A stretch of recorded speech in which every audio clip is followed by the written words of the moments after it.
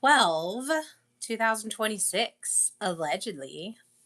Um, this is Amelie. I am your host and creator of the Celestic Intelligence podcast. And I am very happy to be back on my normal, regular schedule, ready to talk to you guys about, um, well, you can see by the topic, it's traveling through the four timelines. So, once again, you are watching Celestic Intelligence podcast. I am your host, Amelie, and this is episode number 66. And I titled this one today to be Travel Through the Four Timelines. And we're going to chat about that. So, this is really a threshold stream. Um, Let me get my notes up here really quick and get my outline of my arc that we are working on. So, you guys may or may not know. If you've been following me, you'll know. If this is your first time watching, welcome. Please make sure to subscribe to my channel. Would love to get more people in on the conversation. And this year has really been an arc of kind of pulling all the information that I had from last year into how are we going to build and expand. So when I started the podcast, before I started the podcast, um, the podcast wasn't even Celestic Intelligence yet. It was named something else, Radical Souls Podcast or something, which it's still Radical Souls. And when I started, it really was geared towards something that just didn't really resonate. And so over time, it's been just this continual development of what is this? And in at the beginning of 2023, 2024, wait, last year, 2025, somewhere in there, I was like, I have this really deep fascination with things like going in and out of dimensions, going um, the transfiguration in the Bible. What is that? What did that mean? And what does that look like? How can I apply practically what that means to me and make it make sense? And then there's where like Jesus would escape in these crowds of people. He would escape in these supernatural ways, but you don't really like it doesn't expand on that, but you see it. You're like, there's something here that's going on that we are being told, but it's not really like being told, if that makes any sense. So there's this interesting veil over some supernatural abilities that our bodies have.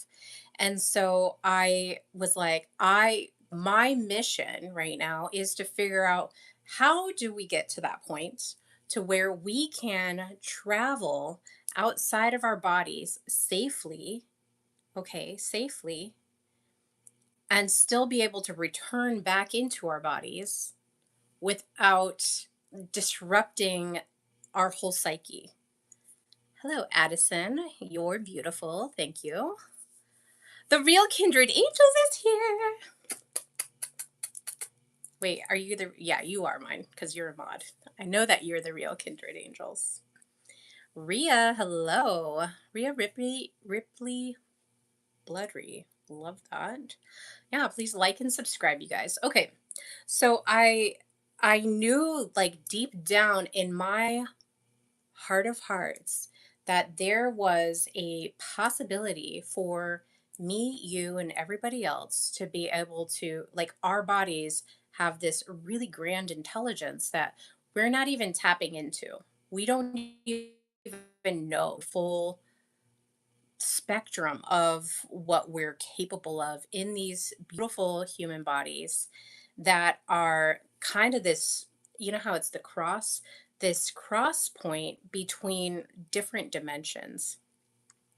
So I kind of have hold a radical belief that Jesus, as he was escaping the people that were um, wanting to stone him and kill him and capture him, that he was able to escape those mobs of people by moving through these different dimensions, being able to like bodily be able to do that. So one of my missions in Celestic Intelligence is, how do we get to that point? And how do we get to that point of traversing through these different dimensions safely? Meaning that we can return back into our body as we know it right now, okay? This container we call human, our human body. How do we return back into that without fragmenting our psyche? Because I can only imagine, if you're a lucid dreamer, how real some of those dreams feel, how extraordinary they are. And that is a certain metaverse. And what I'm talking about, like going in and out of dimensions, is still this, like, it's similar along that dream realm. Okay. So we've got all these different metaverses that we can travel into. Um, so, kind of the arc of what I've been talking about is, first, we're building this foundation. The foundation has got to be laid. It's got to be clean. It's got to be really well understood. Because if you've ever built a building, um, you'll know that if you don't set the foundation properly, if there's something in the foundation that is askew even a little bit, okay, once you start building up, you're going to see where that error is. Okay, that error is going to be visually like apparent. Like there's something wrong with the foundation. It wasn't set right. There's some issue with the foundation. So first and foremost is we worked through getting that foundation set. So what does that mean for us in our human bodies? Is first we develop our sovereign identity. We discover what our essence is as our each individually. What is our essence? Who am I before the world starts affecting me? That external authority starts to try and take over, or I let it take over. Okay. So we just kind of strip that away. Who am I at the base there? I didn't feel safe showing my face or voice. They used my picture and posted. Oh my gosh, what's going on, Curly? Yeah, you are very true. What city do you live in? I live in Eugene, Oregon. All right. So the other part is looking at what parts of my identity right now are trapped in what is called survival adaptation, meaning that we're stuck in this survival mode. Fear is driving us in one way or another, and that is the mechanism that keeps us getting up and going. And how do I get from that fear response of I have to do this or else I die, to beyond that survival mode into where you feel rested and available to be able to go into these different dimensions, right? We're prepping ourselves here. And then there's another layer here in that foundation that is called multiplicity. I called it tidal multiplicity because we've got all of these different identities and roles that we are kind of fixed in and jumping through, whether it's you're a mom, whether you're a sister, whether you're a friend, and like what level of friendships that you have, what level of relationships that you have, who you are at work, who you are out on the streets, just walking down. Are you a homebody? Like you change identities and roles based on the environments that you're in. And then we've added this different layer of the digital world, okay, on top of that. And now we've kind of amplified a little bit more of what the identities are. Now we have online identities. This is who I am when I'm on this, uh, in this chat. This is who I am when I'm in this chat. This is who I am when I'm playing video games. This is who I am, on and on and on. Okay. So, really like centering Who by identifying all of this and establishing the inner governance, okay? Who is governing your inner world, right? So it's really figuring out who am I, and that's establishing that foundation. Then we move into some structure, and this is adding some power into our place. Okay. We got a Houston, Texas. We've got Ria from Houston, Texas in the house. It's very sad that you might die. Um, I mean, we die in the flesh, like our bodies do, but I don't think it's like that sad. I usually say I'm different characters in my movie. Exactly, Electric Aura gets it. So you are the author of your life, and it's just like being in your own movie. I mean, if that's how you want to imagine it, and you're seeing all these characters in your life, or that you are different characters, it's very much okay. I used to joke, I was like, man, I feel like I have multiple personalities. And I used to say it like just kind of tongue in cheek. But it really wasn't that. It was that I have this multiplicity of being. Like there's all these different beings that I am in one, and I can feel each one of them as me, and it's alive. And the idea that multiple personalities has this certain stigma to it, um, I mean, I kind of understand, but then I was like, no, there's something a little bit more here because it's not a negative thing. It's a positive thing to have all of these different identities to be able to interact with different areas of my life, right? So, but thank you. Um, Willie Ball. Hi, my name is Will, and people says that I will not make it to the NFL because I am white. Well, that's Willie Ball VR. Are you trying to make it to the NFL in VR? I don't know. I'm drinking chai rooibos today, um, which is a very nice chai from Yogi Tea. And it says, inner peace creates peace in the world. Very true. All right. So then we moved on to structure. So, we have that foundation. Now we're building on top of that. And this is where nervous system governance came in. Okay. This is where we're going from just being reactionary. What's happening in the world? How am I interacting with it? Instead of proactively seeing, I'm just like reacting to things that are happening immediately. And we're going from there to more regulation. Okay, instead of reacting, we're able to pause and observe what's going on. All right. And then once we've developed into that, our nervous system governance allows us to go into the next step, which is leadership. So this is self leadership. This isn't leadership of other people. This is your own inner leadership. Okay. We're really developing that. I'm listening to my mind. I'm listening to my heart. I'm listening to my body. All right.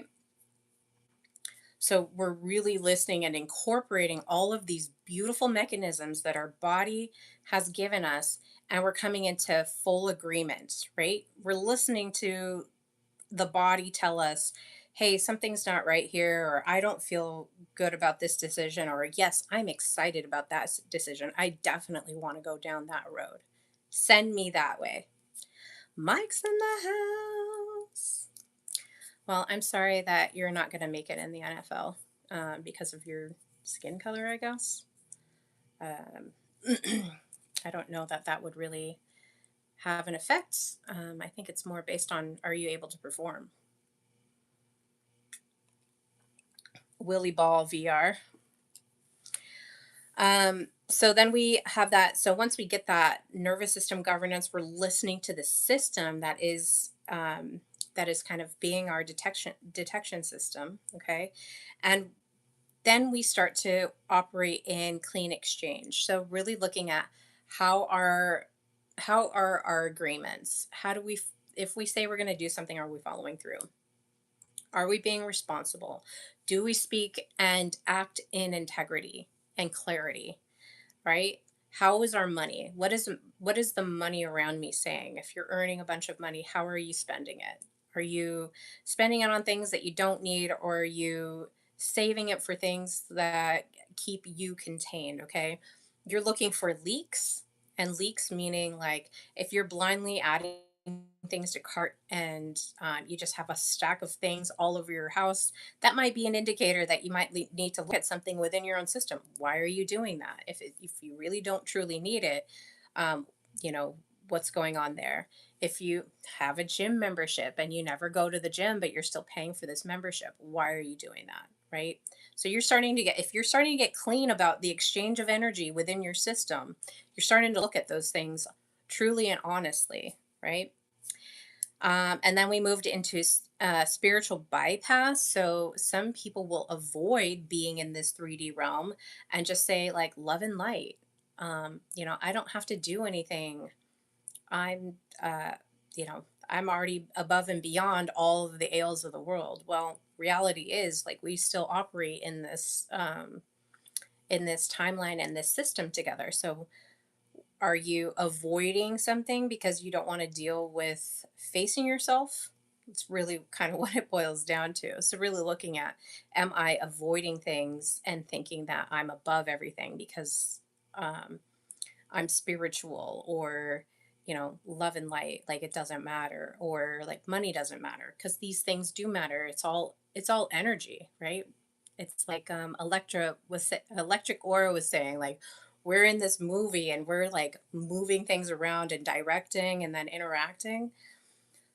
So we need to make sure that we're watching out for things that might be disguised as alignment, but really aren't. Okay. That they're just kind of these mechanisms that we're using to avoid who we are. And finally, in the structure, I was talking about the financial system and how that Plutonian influence right now, where it's in Aquarius, of the financial systems, are these moving structures, like as we're moving through the old world into the new world, um, into this different world, really. How are we doing that? So this is kind of a topic today that we're talking about that's going to help move us through what that was. So, in a Pluto and Aquarius environment, we're talking more peer-to-peer transactions. It's not like corporate to consumer, it's more peer-to-peer transactions. So we're really bringing it down into these communities and breaking away from this old financial world that, like, let's face it, there's a lot of people talking about how much they don't like it. So but in order to change that, you have to have something to move into, and you want something to move into that you're in agreement with your community, with going from that shift of what we've been in to something new. All right. So those two areas are completing the foundation and structure arc, and now we're moving into direction. What direction are we going into? So this is really about movement and about time, okay? And so the first part I want to discuss, and I've talked about it before, is that threshold. So a threshold is like, your door, you have a little jam. You're moving from one space over the threshold into another. And that threshold is like this little mini opening where it's like it's not quite this and it's not quite that. I don't know what you were saying. I was saying a lot of things, Ria. You'll have to help a girl out over here. All right. So let's talk about the thresholds, okay? What we're going to talk about tonight is there's going to be four timeline paths as we talk about moving through a transition. So most people think that transformation, which is this threshold situation that we're talking about, and really in time, if we back out and look at it in a macro sense, we are in kind of this threshold moment where we're watching the collapse of this old world and we're entering into this new unknown world. Okay. So people think that transformation is becoming someone new or something new. But really, transformation is about crossing these thresholds without fragmenting. And sometimes I observe in the world people looking at um, people looking at just kind of the dynamics of our world. I live in the United States of America, and a lot of people are like, and the Fed, uh, no kings. There's just tons of these different protests going on, and it's very loud.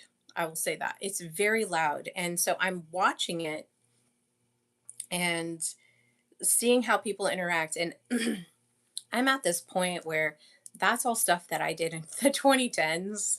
Um, Really, it was restricted to the 2010s, and as soon as like 2020 hit, I was like over interacting with anything that was heavily political, mostly because it was causing such cognitive dissonance within myself of I want to have the ability to do something that makes a change, but then the things I was focusing on, I didn't have a lot of control over. It was kind of watching something happen and just kind of be a visual victim of what was going on. And so I decided that it was time for me to pull back from putting my energy into these systems and like trying to be some sort of keyboard warrior or speak out against it. And I did that because I needed to have some sort of like self containment in those situations. Do I want change? Absolutely. But was I going to establish and be change in a world that I didn't have control over? I was just watching on a screen, really. So I decided, if I want change, I need to be the change that I want to see. All right. And it's kind of like my little T doodad says here. It says inner peace creates peace in the world. So um, that's one of the concepts that I was working on is if I can establish my own inner peace, a really peaceful sanctuary in my own inner world, then I can go through this threshold, this transition period, and still maintain a sense of peace and safety and not fragment. So, fragmenting is where it's like splitting apart and it's chaos. Uh oh, missing some chats. They're being silly. Hi, Kindred. I can't remember if I seen you cooking something or dream it, a creme brulee. I did. I was cooking a cheese souffle. Souffle au fromage. So much I was infatuated on YouTube. That's so funny. All right. I do love creme brulee though. So, the core premise here of what I'm going to be talking about is really looking at life moves through cycles. Okay. So, we've got um, the cycle of closure, of liminality, of initiation, which, we're kind of in this like liminal plus initiative space here, into emergence, emerging into and accepting these new cycles. Okay, it really is a cycle. This isn't like where we're going is not somewhere like super new. There's going to be some differences, but I don't think it's going to be like, oh my gosh, this has never happened in the whole history of the world, which if people are saying that, like the Bible verse in Ecclesiastes where like, everything, there's nothing new under the sun is very, very true. So just kind of watch that. Kind of talk and what you're consuming as far as information. Okay? So life moves in these cycles, right? It does have closure, it does have liminality, it does have initiation, and it does have emergence. But most people will resist endings, right? They're going to resist endings. They're going to cling to any expired identities. And I feel myself do that sometimes too. There's old identities that I've had that are ready to just kind of be put to rest that will kind of emerge and have this like, I don't want to leave yet, and almost test me and to see, are you really ready to grow, or are you still going to stay in that same old cycle, right? So we'll cling to these expired identities. Those identities don't have any space in here anymore, but they'll still try and pop up. See if you are going to like do the cycle again. Are you really sure it's expired? You really going to throw me out? All right. So we have to really watch for that because it will happen.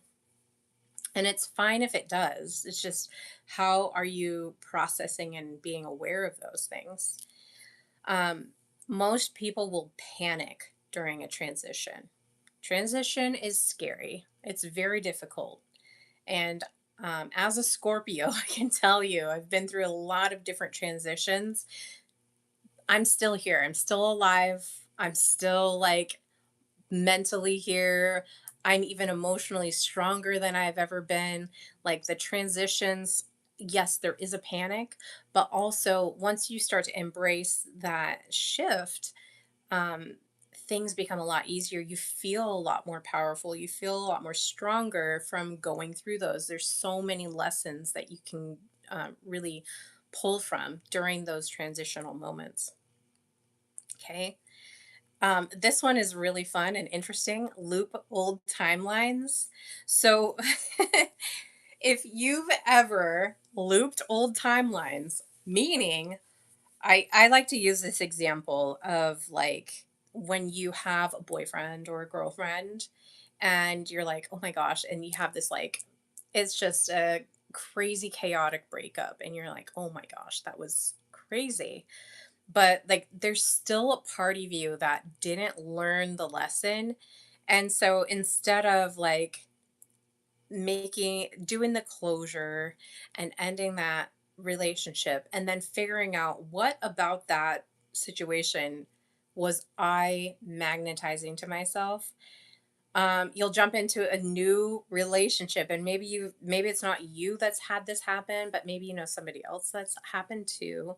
They get into another relationship and it's like the same boyfriend or girlfriend, but a different person, a different body. And it's just like these old looping timelines are continuing to pull that lesson in and saying, you didn't learn that lesson. Your identity didn't expire. You're like recycling it. And now we're just going to go through it again. And so that it happens again and again. And it's just this loop old timeline that just keeps on going and going and going. So instead of the initiation that you want to experience, okay, you instead get repetition. And that's what that looks like when you're resisting and clinging to the past because it's comfortable. And that's why we do it. It's comfortable. It may not feel good. Heaven knows that, that I ever wanted to be in a relationship like my last one. I was like, as soon as I ended that relationship, I was like, that is not going to happen again. And it kind of did happen again. Like there were still parts of me, even though it wasn't like a relationship, it was like, roommates or old friends that still had this like energy that I had left in this, personal relationship that I was in. But that timeline, just that old identity was not done. And it was like, you haven't fully recognized this identity and expired and closed it and laid it down. And so I would continue getting the repetition of that being coming in. Okay. Now let's talk about the threshold concept. This is the space between what no longer fits and was what has not fully formed, right? So that's the threshold. This is liminality. Like it's in between one and the other. So you've got this like really interesting space here. Um, and it's a space between, and it's gosh, I can't remember the name of it. Oh, there's this really cool image, and it's on like an old astrology book, but it's like this guy crawling, and you can see like this there's a separation of like the physical world and then of space. And you can see the guy, he's crawling and he's like reaching out into space. And so I think about that. Like, that's a really cool liminal image. And I wish I knew what it was called. It would be a lot better. But so the threshold is very uncomfortable. It's uncomfortable to not know, right? So if you're in between the space of what no longer fits and what hasn't formed, and you're kind of in this like mucky zone where it's just like a blob of clay, it is uncomfortable. It's like, what is this? You can't name it quite yet. It's like in between. It's very disorienting to people. Very disorienting. And that's where that fear comes in. I have no idea where I'm at. I don't know um, how to act. I don't know what to call this. I've had like really unique experiences where I was just terrified, straight up terrified. It's like, what's going on with my body? Like, there was no control. It was just like the body was just going to do what the body was going to do. I didn't know how to read it because I had numbed myself for such a long time that to have feelings and feel the energy just like pulsating through my body was very difficult to manage. It was very disorienting. There were times where I couldn't even walk because it was like so wild. I was like, oh my gosh, am I going to be permanently like this? I've talked about this story before, but in 2020, is it 2023? In 2023, I went to Hawaii and I was there for 9 days and I didn't have a job to come back to. Okay. So you can only imagine like how relaxing that was. Like, I had nothing to worry about. I just went, visited my friends, laid on the beach, swam, um, had a good time. And the whole time there was something going on in my energy field. And I kept on having all of these like day I don't want to call them daydreams, but it was like these visions during the day, wide awake during the day. And it was very disorienting. In fact, right before I'm ready to leave, I'm like, oh my gosh, you have no idea. Like, I feel so relaxed and so open and expanded. Um, but I don't think, like, in that current state, that disoriented state that I was in, I was like, I don't even know if I'm going to be able to go back and have a regular 9 to 5 job. Like, my mind is not secure. It's not grounded. It's just kind of very expanded. Okay. I was in between something. It was just a different experience. So it can be very disorienting. And even if you're not having those kind of bodily experiences or mental experiences or psychic experiences, um, just facing things that are kind of in between is scary. Imagine, you get an eviction notice or you get like a notice that, oh, your landlord's going to sell the house and you have 90 days to figure out where to move to, right? That's entering this threshold space. So imagine just on a grander scale, like we're also experiencing that. Okay. So it's uncomfortable, disorienting, but it's also necessary. Like, these shifts in the cycles are necessary. All right. Now, thresholds are where your identities die. They're where your nervous system may feel very destabilized, which is, that part of that fear response. Because that nervous system, when it's doing its fear detection, its threat detection, it's performing a service absolutely wonderfully, but you don't want to stick in that. It feels destabilized because it can't detect things properly, right? You're disoriented. There, there's a little bit of chaos everywhere, and it's just like, I don't know what I'm doing. What's going on? Okay. But thresholds are also where timelines diverge. Okay. They kind of collapse and open at the same time because you're right in the middle. So people will struggle with thresholds because it removes certainty. Okay. Remember, even when you're in survival and you're like, oh, I don't want to be in survival anymore. This was me. I was like, ugh, I don't want to be in survival anymore, but I just don't know how to get out of it. How do I get out of it? And I'm just trying to like figure out how do I how do I get my system into rest and digest, because right now like I can feel the tension in my body. I can feel the threat detection. I could feel like something, everything just does not feel right. Okay? There's a lot of uncertainty. And these threshold moments will remove that certainty. Okay. And you'll want to go back to that old structure because it's something that's normalized. A lot of, abuse victims will go into relationships where, and they'll have a hard time getting out of those relationships because, what did I say? There's certainty in there. Even though it's like negative, it's like, I know where I stand in this situation. I know the structure. So they'll want to move to that old structure. Now, in the Bible, when the Pharaoh finally let the Israelites go, and they went into the wilderness, what happened? They started complaining and wanting to go back to Egypt. Why?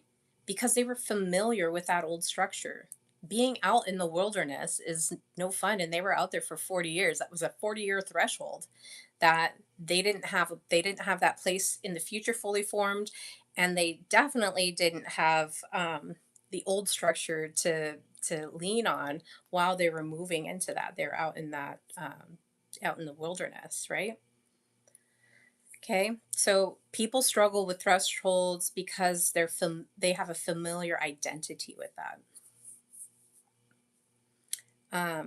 Hi, Sheila Kane and ManonCon 123 P5G.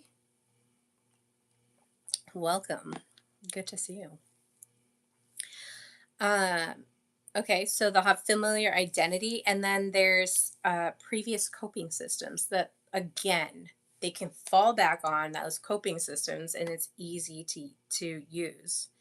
So the nervous system interprets the the struggle with these threshold moments as as danger. Like, this is a dangerous moment. Don't go any further. This is the furthest we've been outside of the Shire. Don't go any further. And meanwhile, they're on their way to Mordor. They didn't even know it. They were just like, we're gonna go take this ring somewhere. Lord of the Rings. This is the furthest we've been. This is the furthest I've ever been outside of the Shire. One step. Every step now is like the furthest we've been. Okay. So um, that the nervous system is interpreting that transition, that going beyond, as danger. We don't know what's out here, and whatever's out here is going to eat us and kill us. Okay. That's like the archaic thinking of the nervous system. It's like, as soon as fear goes, it's like immediately it could be like, oh, I'm afraid of public speaking because if I speak, people are going to hear me. And if they hear me, they're going to know my position. If they know my position, they're going to hurt me. And if they hurt me, they're going to kill me and I'm going to die. That is the nervous system. And you could do that with anything, any kind of fear that you have. Ultimately, it goes down to, I'm afraid to die. All right. And I can tell you, as we go through this threshold moment, as things shift in our world, even though it shifts, like, it does not necessarily mean you're going to die. Okay. It could be even better than you could have ever imagined. All right. But if our nervous system is interpreting danger, people will try and rush the process. They'll try to regress, go back. Okay. Distract themselves. Like, instead of doing the things that will get them to past that threshold point, things that distract you. And they'll also resurrect those old patterns because those old patterns, even if they were negative, are comfortable. We know what they are. I'm going to go back to it. I'm going to go back to my old boyfriend because at least I knew where I stood with him, and maybe things will be different. Maybe things will be different this time. Rarely ever happens. But let's talk about the 4 timelines because I'm only 40 minutes in and now we're getting to the topic. All right. So, one, we have this looping timeline, okay? This is a timeline where you're repeating the familiar patterns. You're repeating the familiar. So, this path will choose safety over initiation. And that initiation is going through the destabilizing moment of that in between moment into something that's newly formed. But instead of that, you're going to choose safety and just like not even go over into that space. Um, they'll choose people that choose this path or this path chooses is familiarity over truth. Now, there may be something that's true, and instead of choosing that, they'll choose that familiarity instead. And really, we're just wanting to get to what is the truth? What is what is my initiation? What do I got to go through in order to make it past that? And then finally, this path chooses, those on this path choose identity preservation over transformation. Transformation is, I'm not going to say it's like easy and light. And, um, I think a lot of people talk about ascension and you want to ascend and, oh, like, I'm ascending and I'm going up my timelines and whatever. But you have to descend. You have to descend. Like, there's death that's involved in that ascension process. Okay. People gloss over that. That's why I say there's like this spiritual bypass where they're not being necessarily honest and true about what it is like to actually ascend. There's pain, there's hurt, there's ego deaths. And, if you got a big fat ego, it's going to hurt a lot more than you could imagine. And there's going to be things that you don't even want to let go of. There's going to be things that you're going to be faced with. And it's very difficult transformation. So those people that are going through it, I applaud you. Like I can't tell you how many guttural cries like I've gone through to get through like the transformation process. It takes a lot. And it's very isolating, very lonely. Just read the story of Inanna, read the story of Persephone. They willingly went through the transformation, meaning they went into the underworld before they came up and were, of royalty whatsoever. You know, Queen Inanna, like, is disrobing all of her beautiful adornments and ends up in the underworld naked and then just being humiliated down there. That's dissension, right? So it's really like getting in touch with your shadow side, is, what Jung called it. But going through that dissension process is important if you're going to ascend and you're going to transform. And it, maybe life dishes it out to you really intensely at first. But over time, like once you've been through it and you're like, oh my gosh, I got this, like it gets a lot, it gets a lot easier.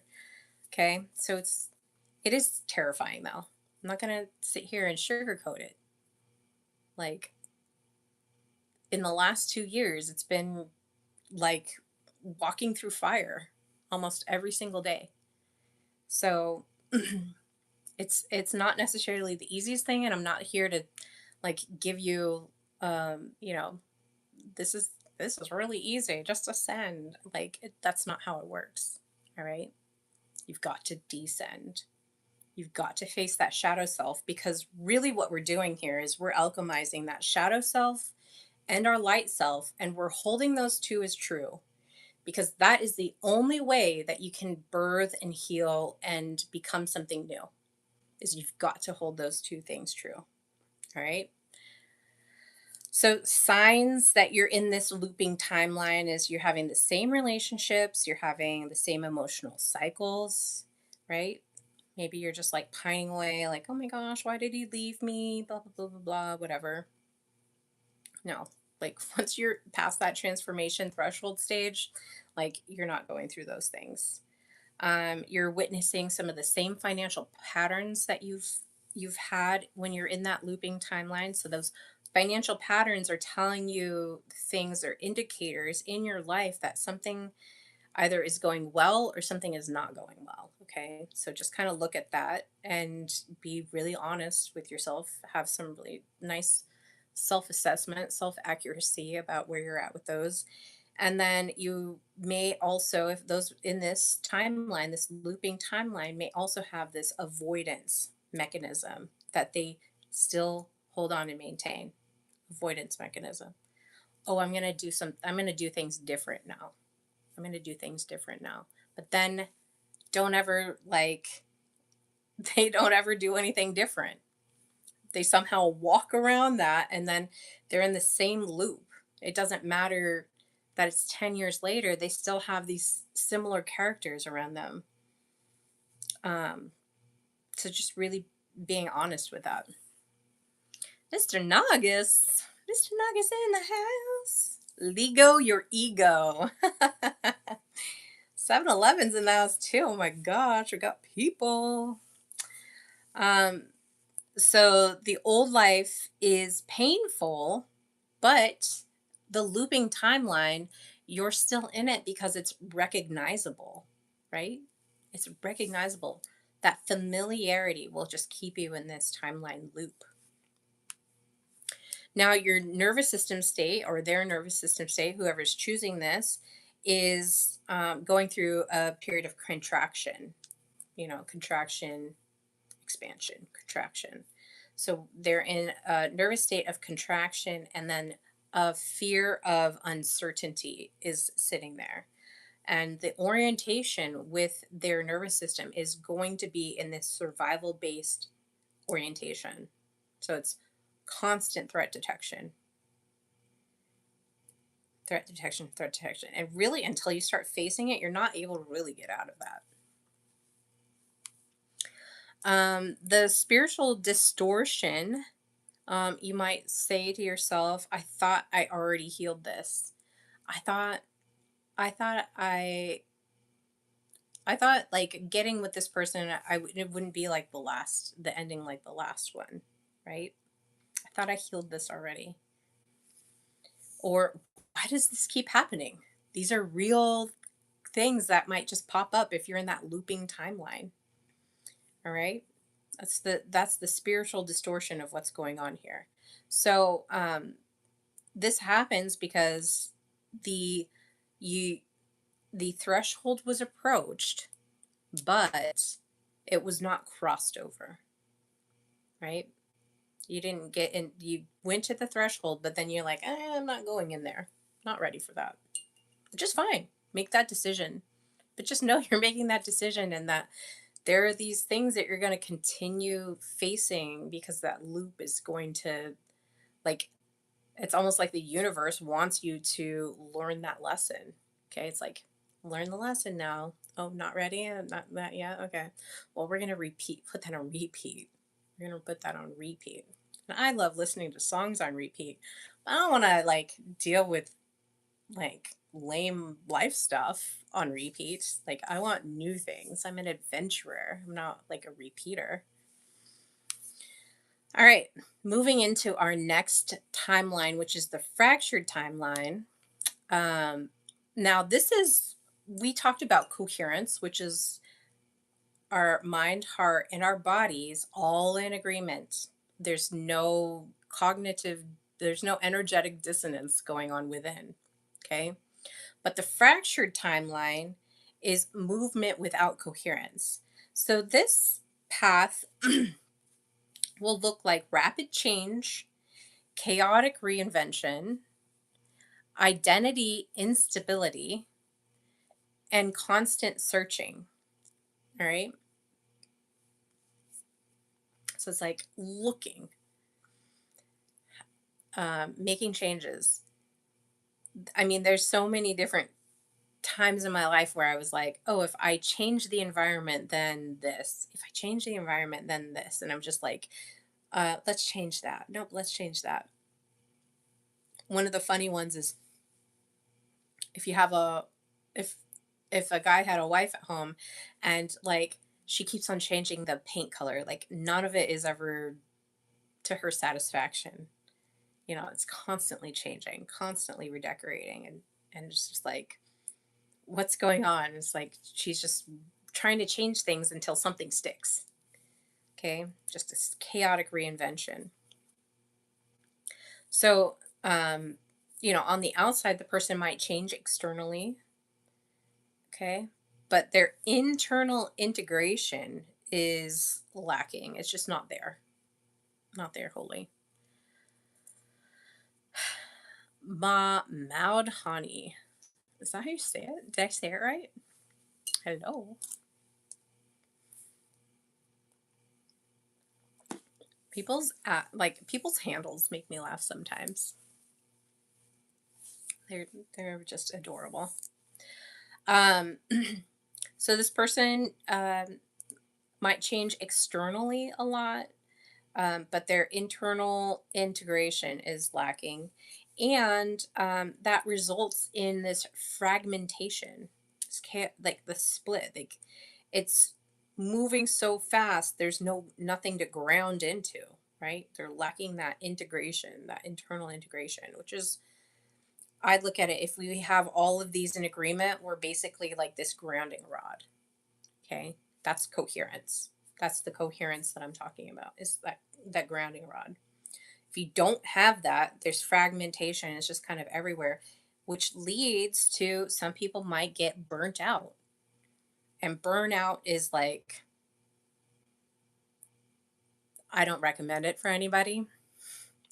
So try not to get to that point. But if you start recognizing symptoms of burnout in your life, where your mental faculty, like my burnout got so bad I couldn't even lift my arm up to a keyboard. That's how far burnt out I was. I was like, oh my gosh, I can't even lift my arm will not lift. And it was scary. I was in my mid 30s. I was like, what the hell is going on here? And I was so burnt out. My survival threat detection was so shot that my large motor skills were starting to be affected. Okay. That's how serious it can get. So hopefully it doesn't get that to that stage for you guys. But if you do start to see symptoms of burnout, maybe it's just like not knowing how to deal with things emotionally, or feeling, like you're not able to get out of bed or anything like that. Just really watch for those signs, because the earlier you can get to it and repair that, the better. You just have to figure out what the source is, and then you can like make decisions to change it. And then the result of the person who is on this fractured timeline is also a loss of self continuity. All right. So motion is not the same as transformation. All right.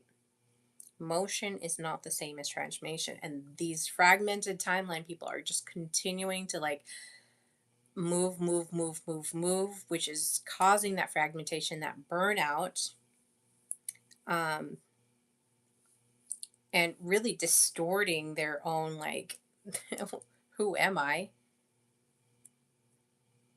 And distancing themselves, because motion is not the same as transformation.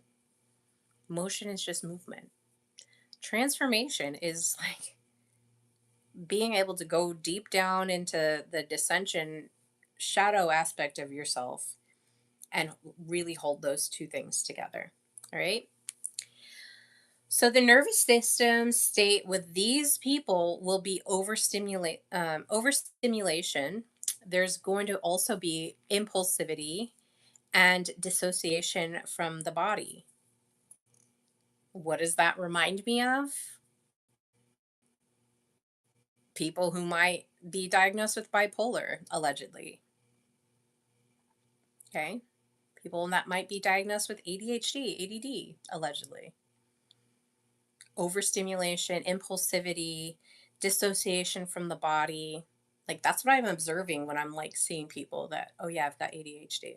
Oh, okay. How are you managing your nervous system? I'm watching. How do you manage your nervous system?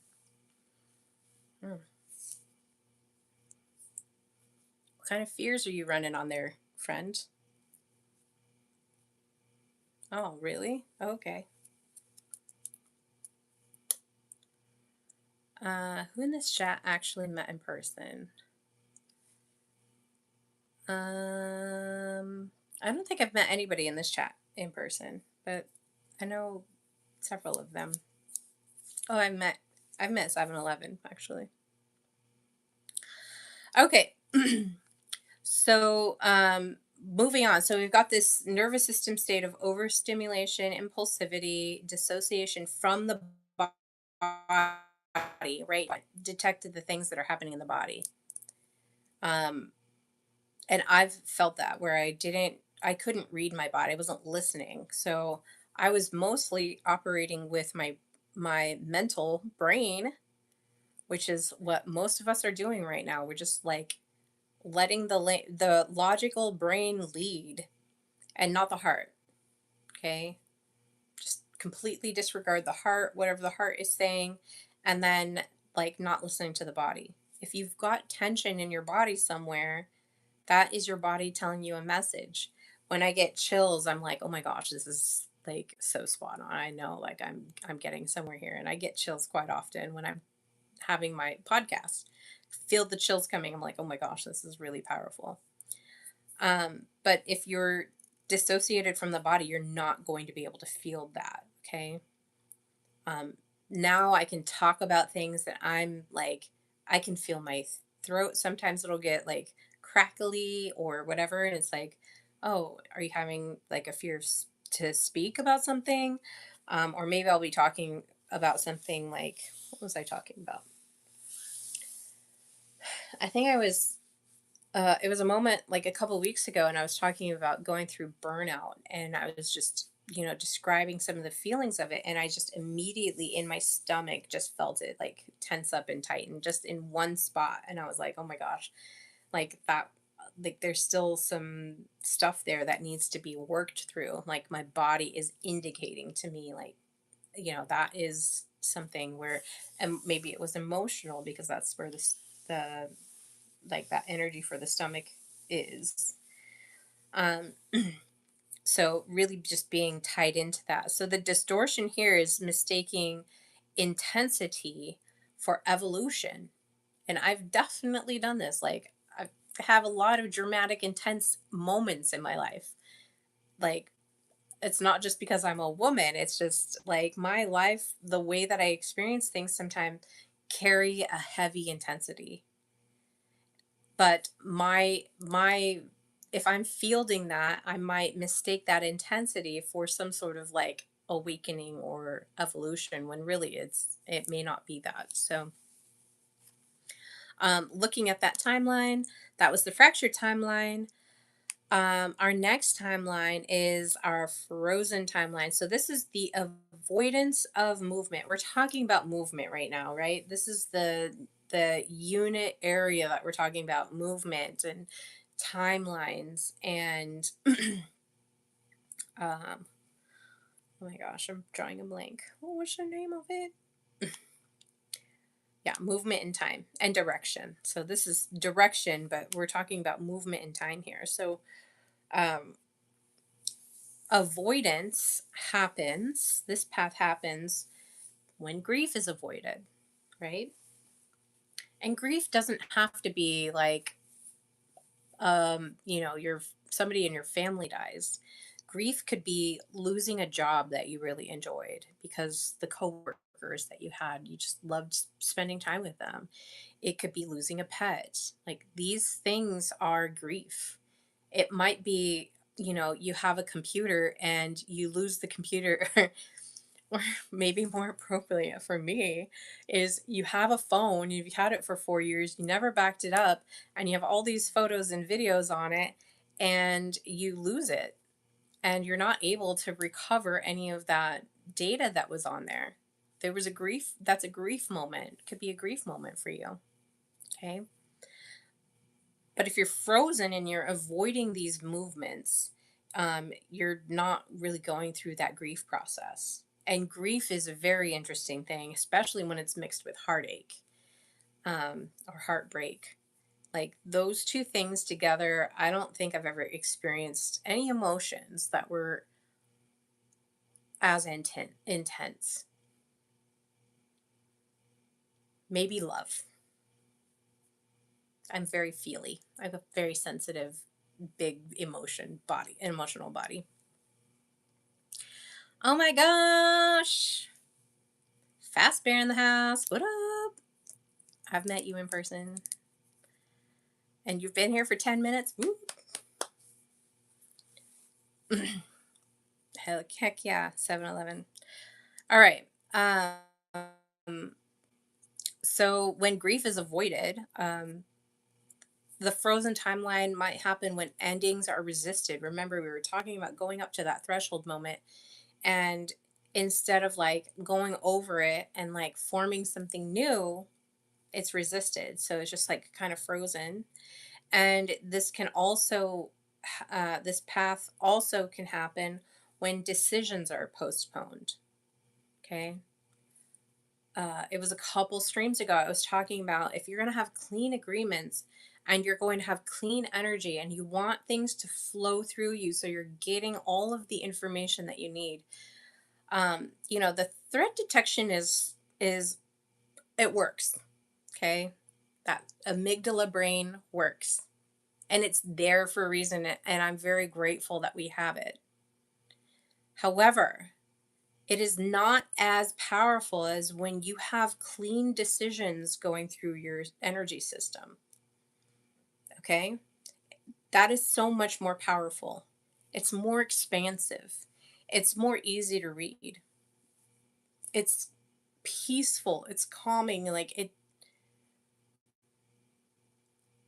as I go more and more into this energy, I have more and more peace in my system. I don't care what the other people think. Whereas if when I was in survival mode, I was always trying to figure out what people were thinking so I could determine did I care about what they think? And yeah, I did care about what they thought. And so when I cared about what they thought, I would withhold my own voice of like where I stood in situations. Okay? So we want to like the people in this timeline, their decisions are postponed. Okay? So this person stays emotionally suspended, meaning like any feeling that comes up, anger,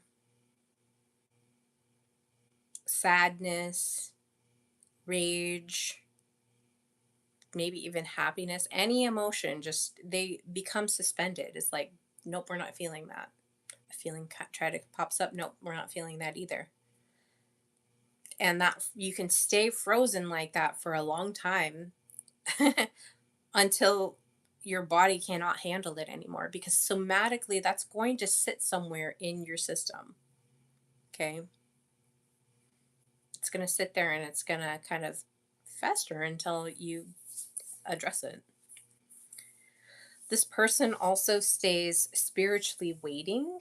So instead of, moving through the spiritual world is very interesting.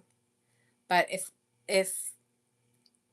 if you're frozen, you're not able to access that. Remember, well, maybe not remember, but the way that I see it is like if you are in complete coherence, Your body is in complete, clean agreement. You're opening yourself to intuition coming in, divine inspiration is going to come in, right? Because now you're a ground for all of that to come into. It's like kind of being a lightning rod, but for like all of the divinity messages and the spiritual messages. But when you're frozen, you're not getting those things. Okay. And this person may also be mentally circling, just like, um, it's like what I was saying when it's like when my brain was operating in just logic only, it's like, okay, we're just gonna like, how do we do that? I call it wargaming at work, where it's like mentally I'm constantly scanning the field of like, okay, now what do I need to do? Now what do I need to do? What's coming up next? What's my next three things that I'm going to be working on? How I'm going to be spending the next hour? How am I going to be spending my day? Right? Mentally circling. And it's just like continual, continual, continual. Okay. Now, remember, this is avoiding movement entirely, is being in this frozen timeline. Some people just are not lost. They're just paused at a threshold and they're refusing to cross. And that's what this frozen is. It's like they're not ready to go into the next cycle. They're avoiding going into the next cycle. Okay. The nervous system state might experience shutdown. Okay. The nervous system might feel numbness. And then there might also be a nervous system state of low movement or energy. Okay. Like not wanting to get out of bed, not wanting to go clean the dishes. Like there's just certain things where it's just like completely shut down, not wanting to express how they feel, not knowing how they even feel to express that. Okay. They're just waiting. Their distortion is I'm waiting for clarity.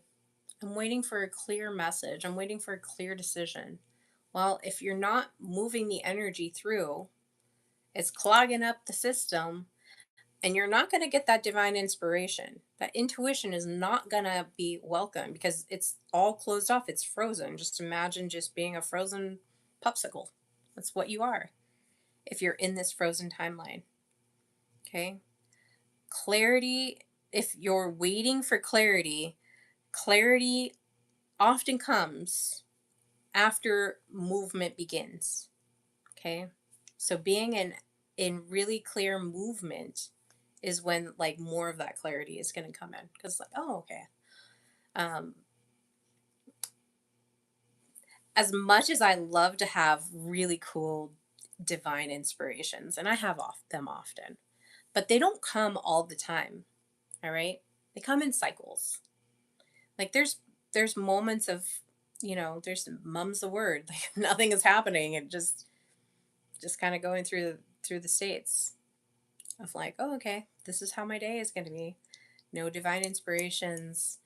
um Even sometimes I'm like, okay, I really want a clear timeline of what my podcast is going to look like. What topics am I going to talk about? Am I going to have something to talk about? And, what does that look like? If I don't come on and do the topics and I don't go through that movement, then I don't have the clarity of what am I going to talk about next? What's the arc going to be? What's the mission here? What's the goal? What's the vision? All right. That clarity comes as I continue doing the podcasts, as I continue talking about them. New new inspiration comes in and I'm like, oh, well, that's going to be really awesome to talk about. So I am weaving it in, right? But if I was frozen, I wouldn't have anything to talk about, really. Like flowing water, no popsicles, be water. Oh. Love you too, 7-Eleven. Not, no homo.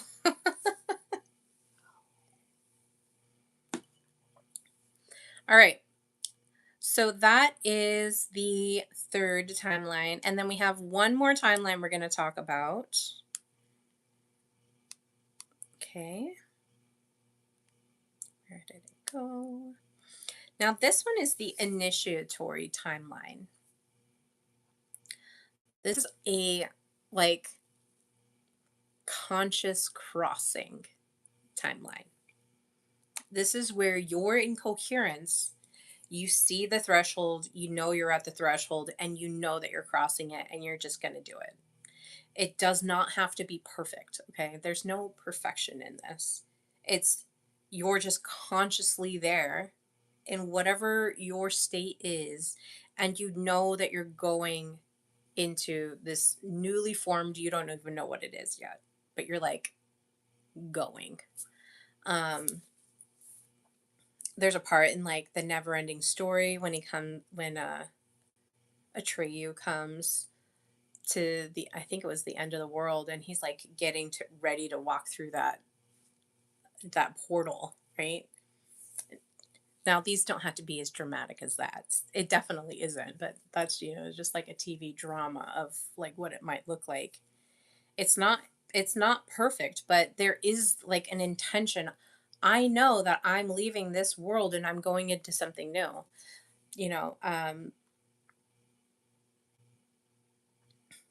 Frodo knew that when he was leaving the Shire, he was going into a world he did not quite understand, know, had only heard stories of, but he was intentional. I'm taking this ring and I'm going to figure out what I need to do with it and destroy it so that, we can have peace in our Middle Earth world. Okay? Wasn't perfect, right? But there was intention, and stories are beautiful to show us this path of where we can go. So, the person on these initiatory timelines, they allow closure because closure does need to happen. Closure of old identities, closure of this, closure of that, whatever the closure is, they're allowing it. They're not regressing, they're not running away from it. It's like, and it's not the easiest thing, closure. It's sometimes a very difficult thing because maybe there is some attachment, but there's a lot of detachment work, there's a lot of dissension work, like I said, or shadow work, or however you want to call it, as this person's going through that. Now, also remember the threshold is um, a level of uncertainty, and this person is tolerating the uncertainty. They're able to hold that uncertainty, knowing that everything is going to be okay, but the discomfort, they're acknowledging it and they're allowing and tolerating it as they go into the next level.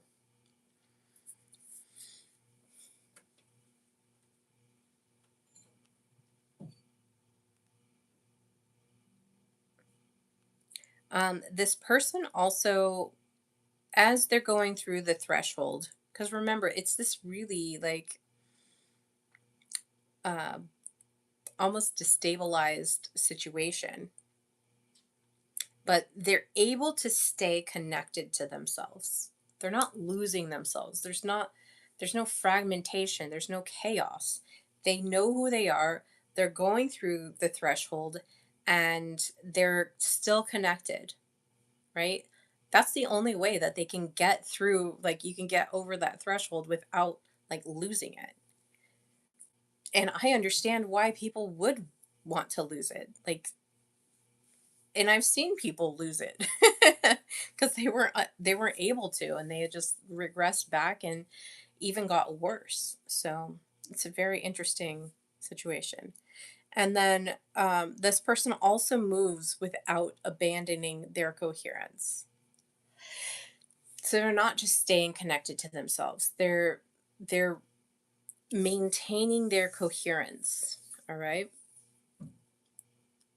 They might have several different identities that they're having to like exercise, but their core self, that essence, that foundation of who you are, still stays with you and gives you something weighted that as you're going through there, it's like, nope, just return back. Don't, you know, it might be like super chaotic, but they're like going through there just maintaining themselves and not losing that coherence that they have.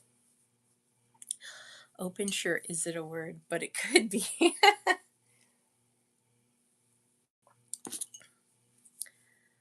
My bad, women, men need to take control, allegedly. Could it be? I think we all just need to love ourselves. Okay. So, in this initiatory timeline, initiation requires the death of the previous self structure. So, it really is like going through that grieving process. And the grieving process is ugly, it doesn't feel good. Okay.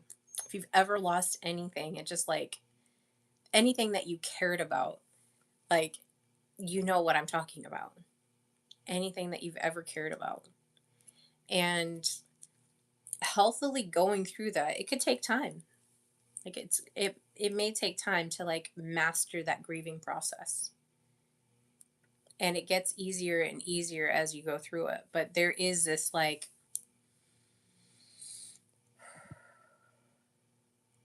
I think the heartbreak, like if I could physically describe it, like the heart just like splitting apart and just feeling like it's just like laying everywhere, like your insides or your heart is just like split open and just like open for everybody to see, and you're seeing it and you're just like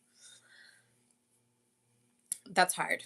And then all of the feelings that are surrounded in the grief, the anger, the um not disbelief, but like,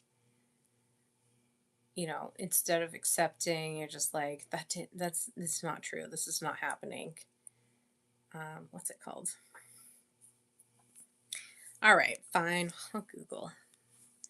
Let's look up the swirl because I know that is a part of the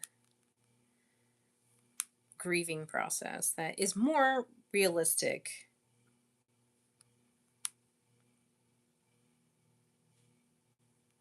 Mhm. So, swirl is 5 stages of grief or 5 stages of abandonment. Shattering, so breaking apart. Withdrawal is the W, so withdrawal. Internalizing, rage, and lifting. So, that is a 5 stage grief model that was developed by Susan Anderson. And it's so real. When I was going through the loss of my mother, it was like I felt like my heart was just ripped out of my chest. And it was it was very interesting because there was a dissonance between me and the world outside of me, that it was like, how do these people even just continue doing everything? But really it was like a mirror of me saying, how do I even continue doing everything? Like, why am I like still going through these processes of like getting up, going to work, coming home, and like that's a normal thing. And just breaking down and crying in the middle of it. So grief is very difficult, and it does take practice to go through it. Um so that initiation requiring the death of your previous self structure is like dying these ego deaths in order to make it into that new threshold, past that threshold area into this initiatory timeline. Now, the system state for these people, we're talking about being in this in between world, is they're able to maintain a regulated system. Okay. They're regulated expansion. So they're able to expand because they're not in a threat detection. They're like, everything is going to be fine. The grief process, we're okay with this. We've been through this before. So that initiation phase is like you're able to hold that state. And in this nervous system state of the initiatory timeline, you're able to hold that grief and you're able to hold movement simultaneously. And remember, You've got, if you're going to master these things and be able to hold these things, you've got to hold both of them. You can't just be all light. That's the spiritual bypass, trick. You can't just be all love and light and ascension if you're not holding into that dissension, and you're not holding these simultaneously until like something new is birthed, because eventually once you hold these both as true, something new is born.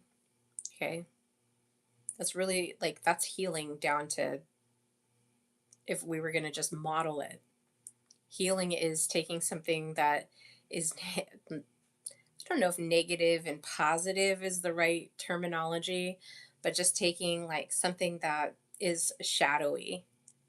um I'm trying to think of like some opposites, but and holding those both simultaneously is true. Holding grief and holding movement at the same time, like, honoring both of these sides, that's going to help that nervous system. And then grounded openness. So still being grounded, but being grounded and able to kind of move around with your nervous system. Um, I'm guessing open shore is the opposite of closure. Open shore, I like it.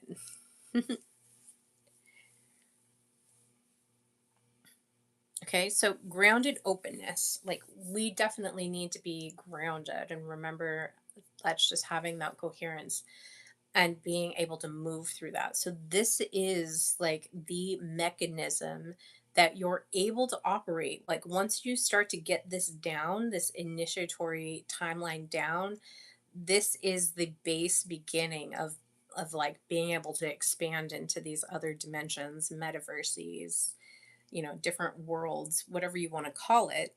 Like, you're able to start expanding into those because you're grounded enough to have a spot to return to. And that's important. One of my things is that I declared, I was like, I'm going to figure out how to travel dimensions and do it safely. And what I meant by safely wasn't like, all I meant by safely was I was going to be able to return to who I am here, right? Like, I didn't want to escape my body. I just wanted to travel and have these different experiences and then have my body to come back into and just be like, kind of like taking a vacation somewhere. But instead of going somewhere on this realm, I'm going into other realms and having experiences there, which I think is completely possible and absolutely attainable and achievable.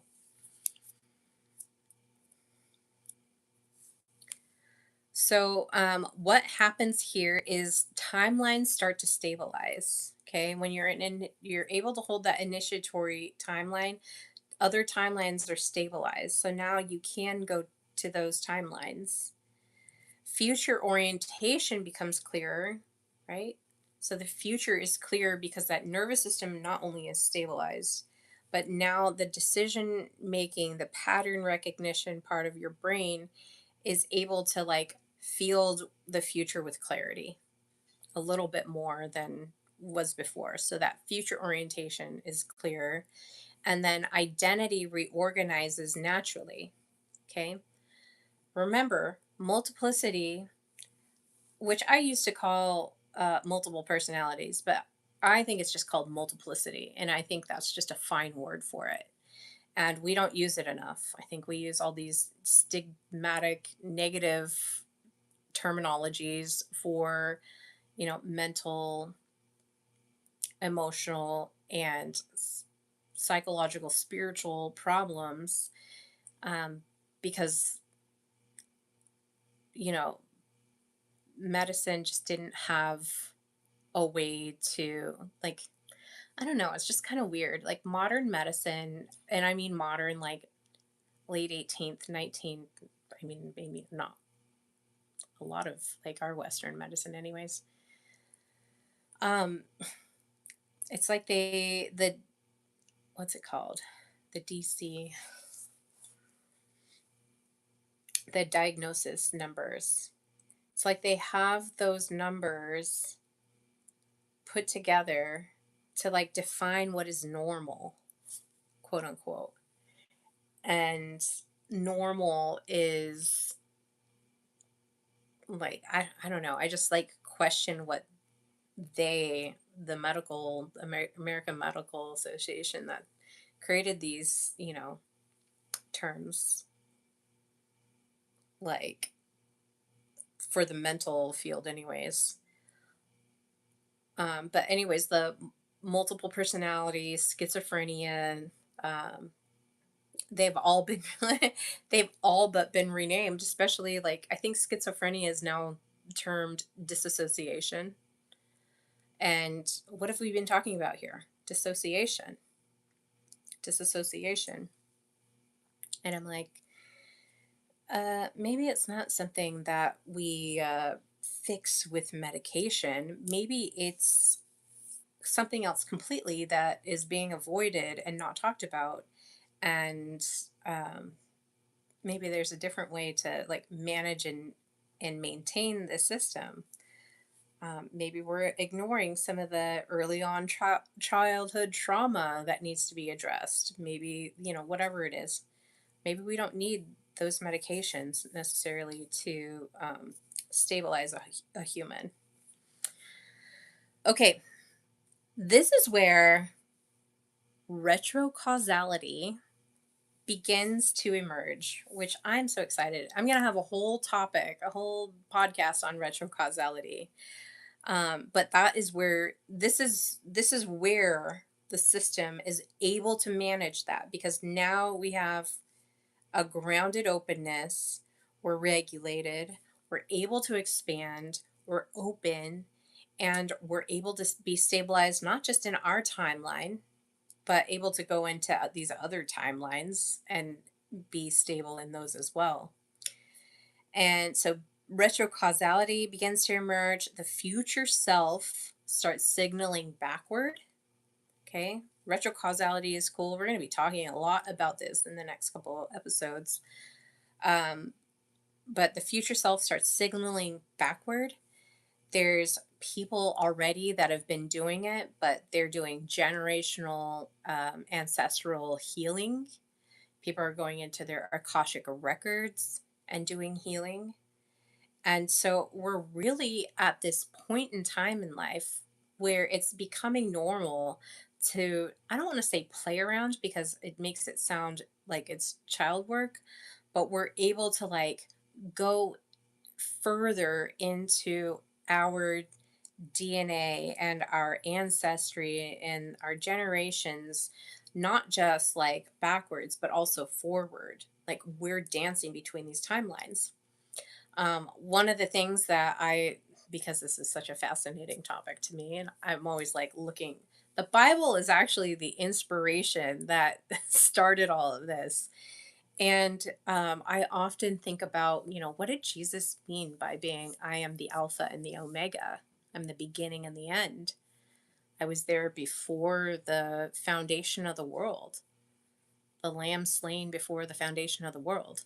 Like, okay, what's really being said here? Like, this is very interesting. This is very much playing with timelines, very much playing with time. And how am I applying that into my own life, right? Because I'm adopted into that kingdom. And so I very well may have the ability to do these things. Okay. Um, and so now being coherent in our own systems, because this is our grounding. Now we're able to like go in any direction. Really, it's not just I do side and side because you guys are looking at a 2D screen of me, but really it's like multi-directional. Okay, I can start moving multi-directional because your coherence allows that to happen.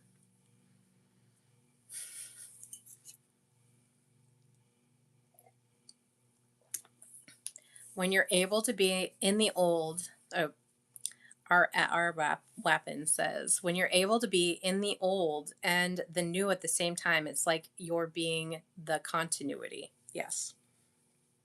Yeah. This is so fun. It's such a fun topic.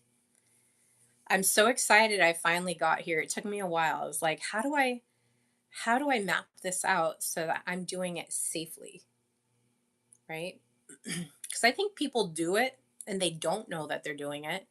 And then what happens is they end up like fragmenting their mind. And like, then I don't know, it's like entities enter. And I'm like, how do I do it safely where I don't have the entities entering? Like, I don't want to have any, I want to be able to go in it like meet, but they don't have any space in this. How do I make it so that this is filled up? Sorry, kitchen's closed. Entities, you can't enter Amale's 3D coherent world, you know?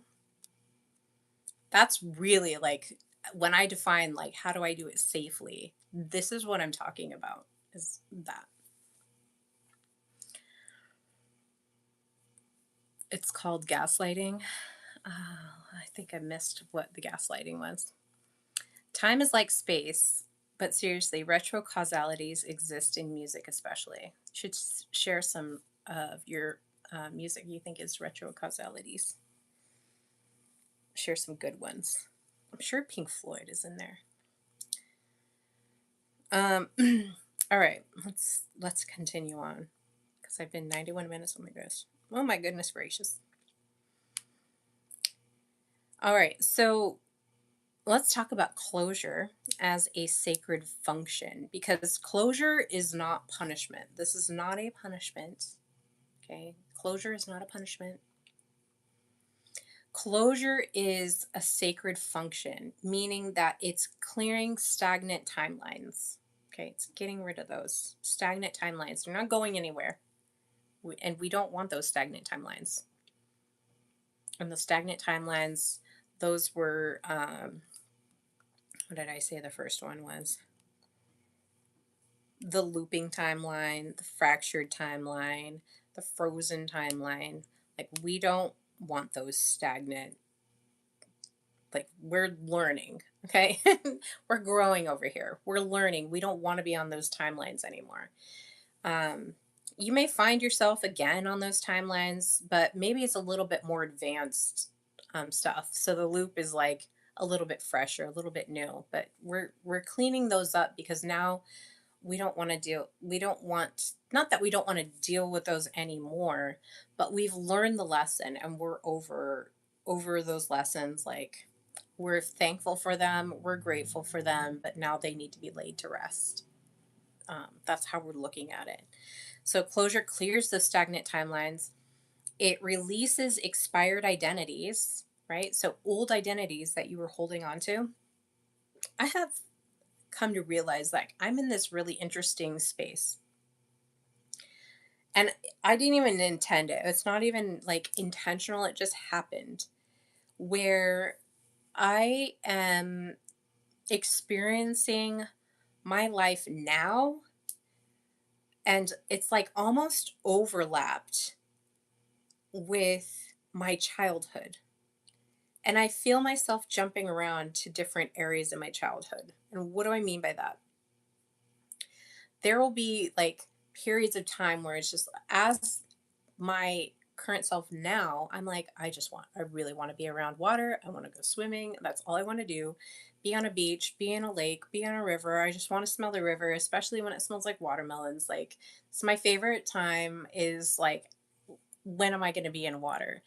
And I was like that my whole, like, pretty much my whole childhood. I was like the first in the water, last one out.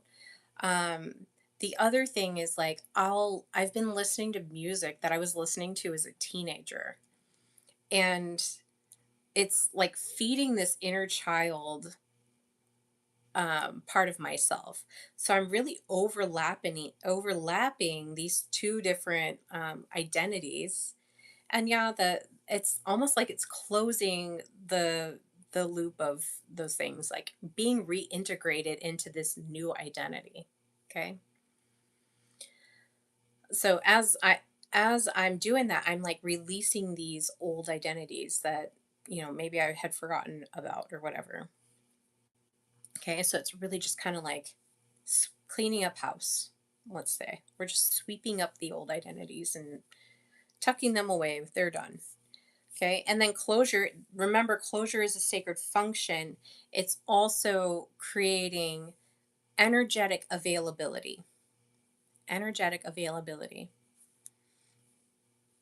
And what do I mean by that?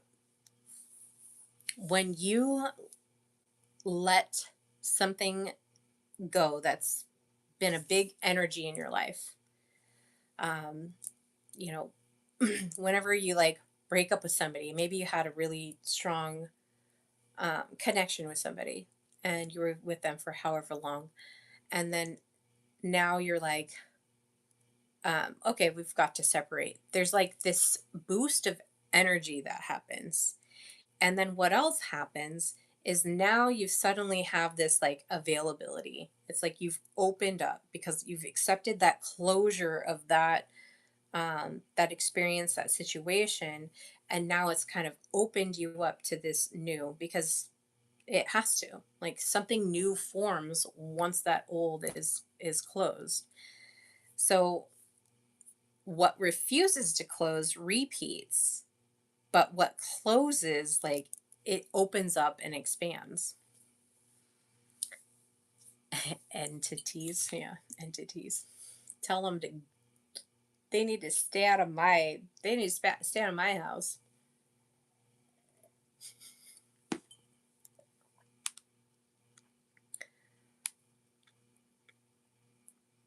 Okay, so let's talk initiation versus self-improvement. There's two very different distinctions here. So self-improvement is, it's it's like this thing that says optimize yourself, you know, work at the highest level that you can, which is, that's good. All right. Fix yourself. Self-improvement is saying fix yourself. Or it might even, if you hear that, it might be even saying like add more to you. Add more.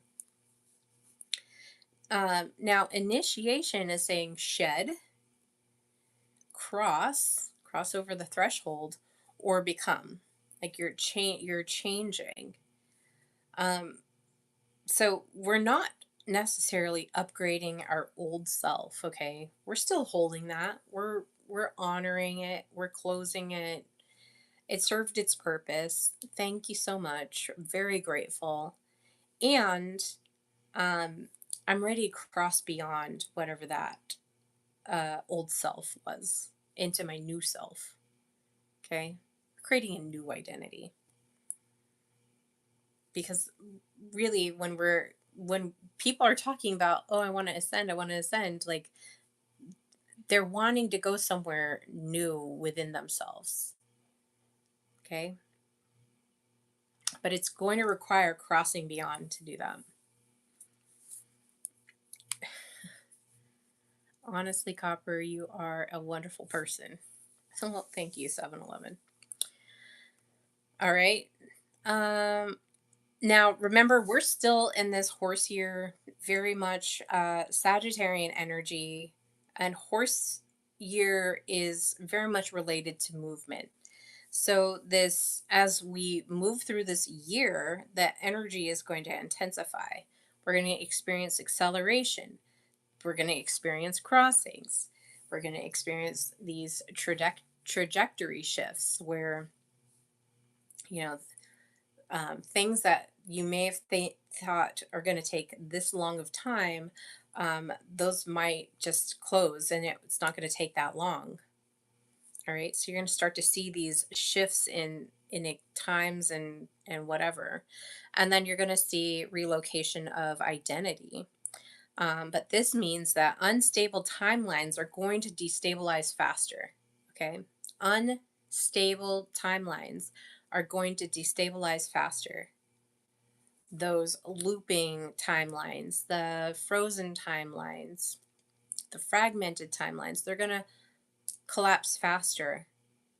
Okay. They're going to destabilize faster. So you're going to start to see those continue to push through and push through.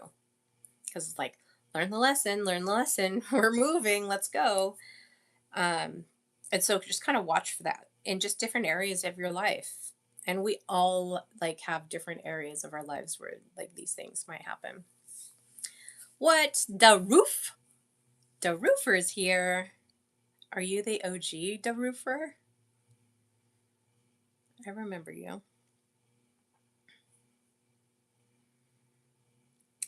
It also means that incoherent structures will collapse sooner.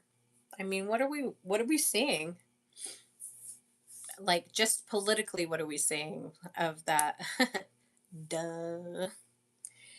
Um, the structures that are like incoherent, like why do they even exist? Those are going to collapse sooner. Right now, um, so my son goes to public school. He wants to. I'm just like,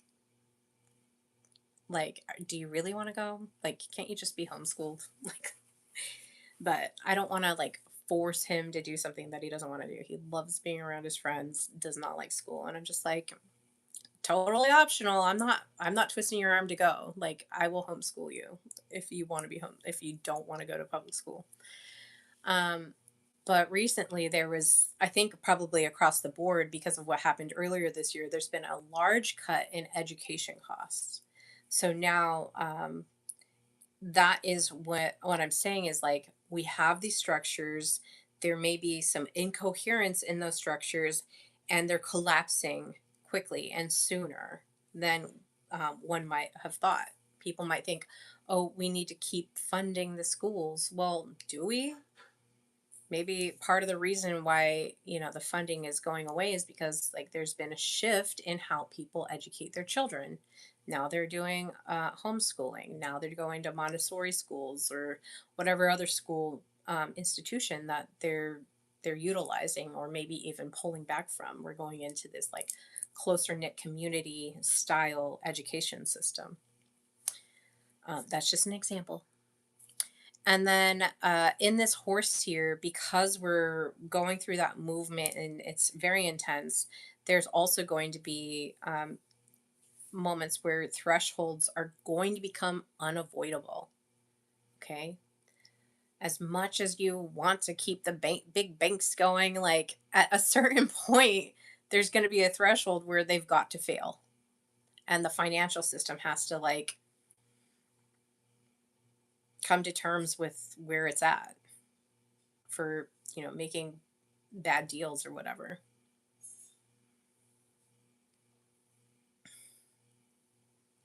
Your face got red when I showed up. Aw, did it? Aw. Um, so these threshold moments are going to become unavoidable.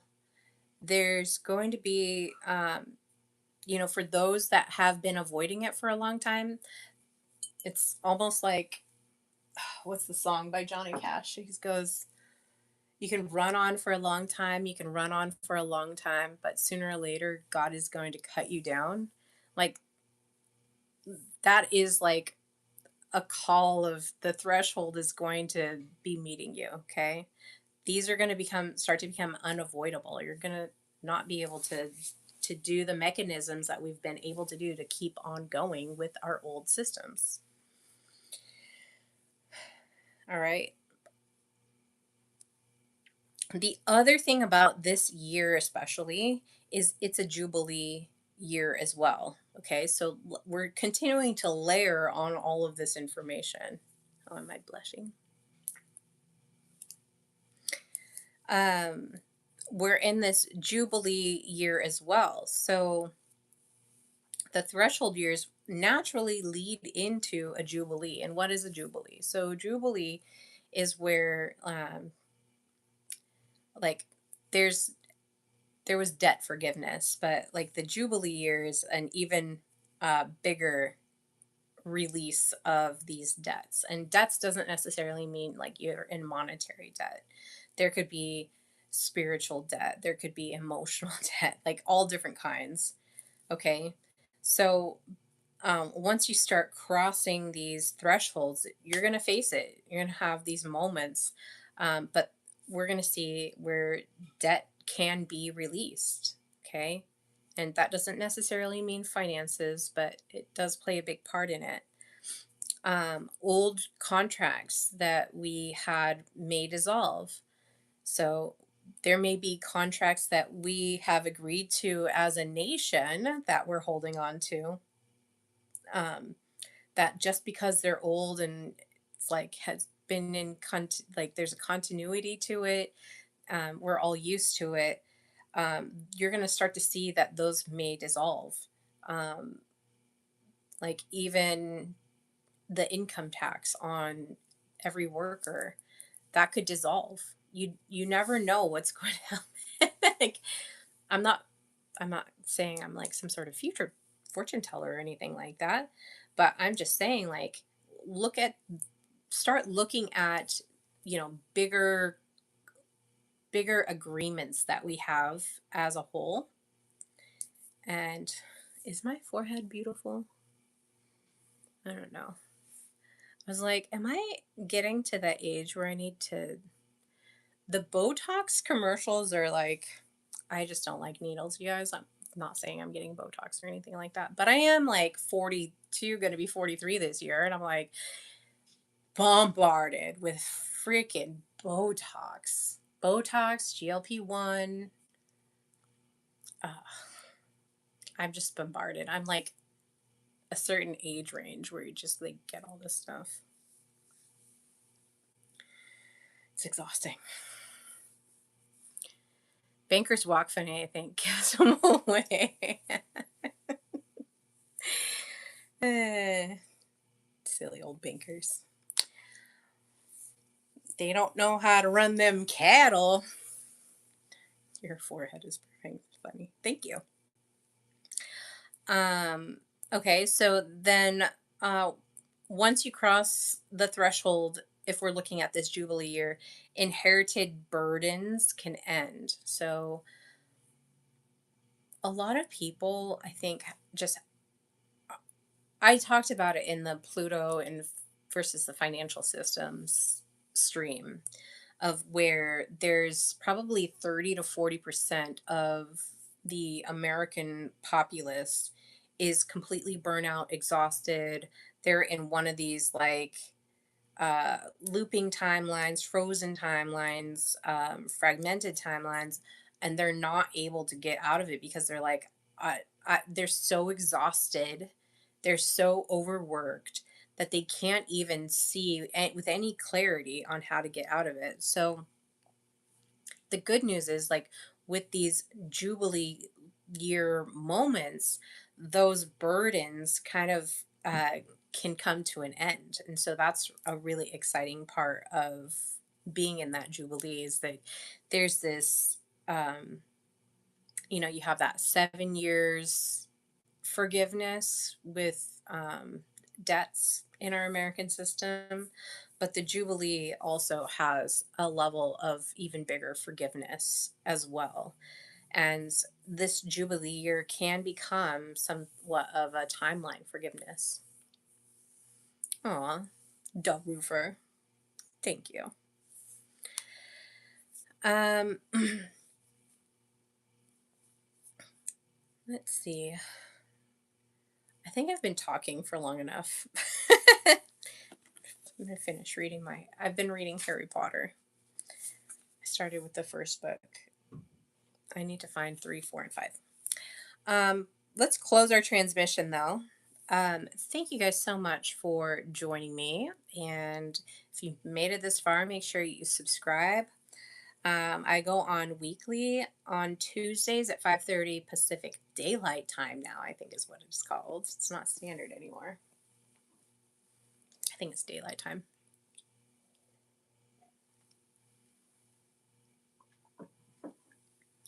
66 books in the Bible, 88 books in the Ethiopian Bible that has the Jubilee in it. Very interesting.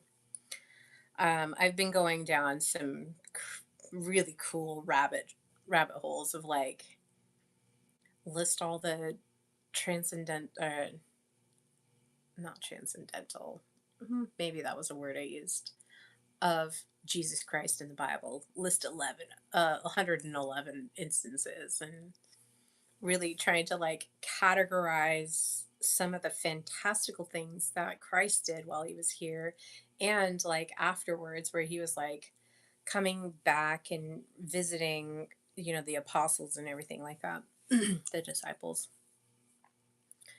All right. So every threshold, let's close this. Every threshold asks the same question. Will you return to what is familiar, or will you allow yourself to be initiated? Okay. This is the question at the threshold. It's the question at the threshold door. Are you going to regress, or are you going to progress? You're going to go back to what is familiar, or are you going to move forward in the uncertainty? Okay. That's the beautiful thing about it. And we ask this because our future cannot fully arrive while your past identity is still governing your movement.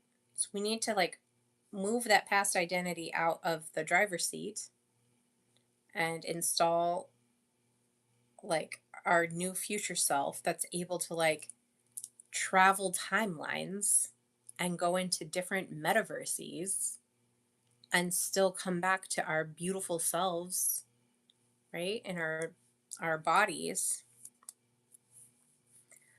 So we cannot arrive there if we're relying on these old self, this old mechanism.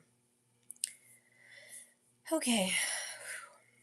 So we've integrated some really big, like this is a lot of big thoughts, and I don't necessarily think that because I'm all constantly thinking in this way, but I do understand that not a lot of people do think like this. And there was some people earlier in the chat where they couldn't even hold what I was talking about.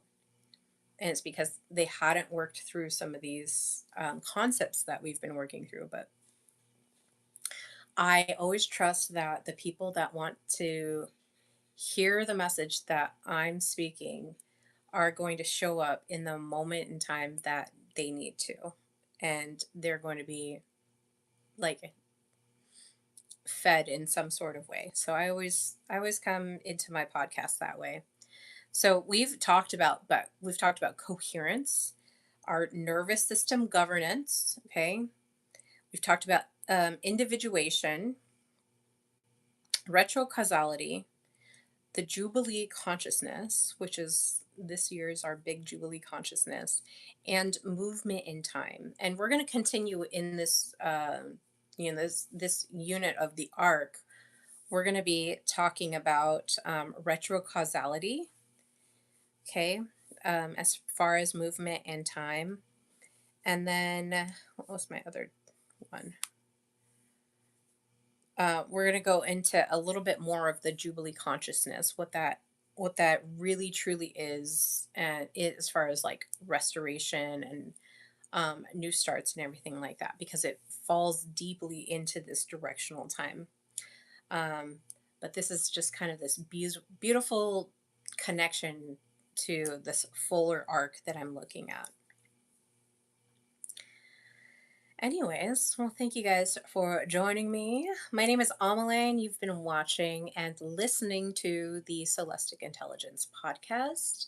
Please make sure that you like and subscribe to my channel so that you can catch future episodes where we continue moving into direction, and then move after that into context and then expression. And then that will seal up the full arc that I started in February.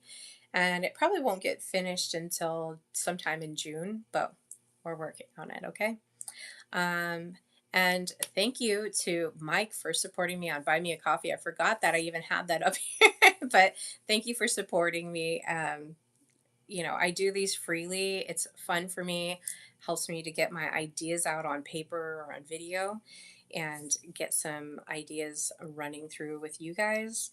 And I greatly appreciate you. And I will see you guys next time. All right, bye. Wait, what? Good night, Kindred. Duh, Roofer, you're cool. All right, I'll see you guys later. Bye.